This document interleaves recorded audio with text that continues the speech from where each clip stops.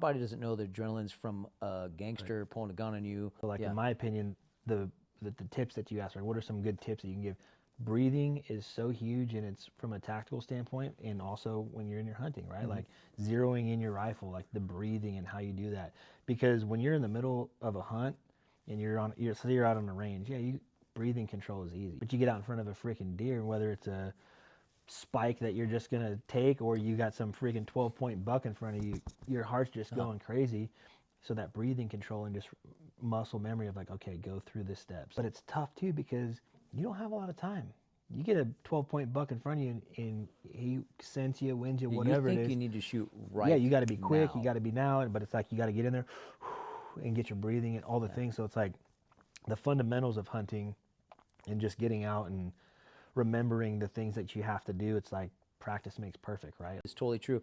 And we talked about this morning, a lot of what I teach across the country when I teach our tactical teams that I was doing the last couple of years, even 20, 25-year cops, veterans, SWAT guys, narcotics guys, people that haven't been in a gunfight, haven't been in a shooting, or when shots go off near them, all that adrenaline that's more so that just instant spike, it creates a fog of war. And there's even a fog of training. So we do these simulation scenarios and these force option simulator machines where it's cast on as a video.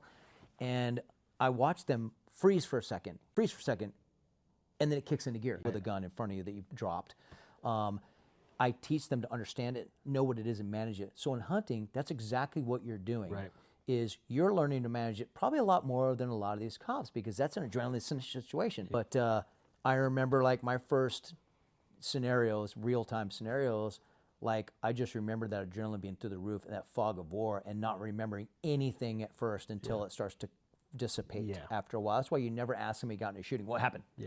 Leave him alone, let him get his lawyer, wait for the fog of war to dissipate so he can think clearly and start to remember what actually happened before he says things that aren't true, because he doesn't know.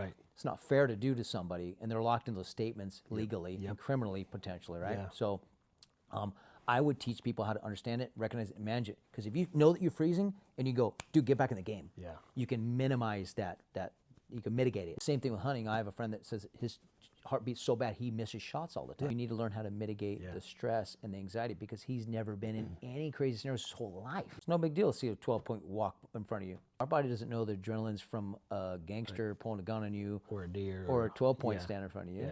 Doesn't know, so you have to act the same. I think that correlation is awesome. And I do still get the jitters. It's, for me, when that goes away is the day that I might stop hunting, but because it's too boring.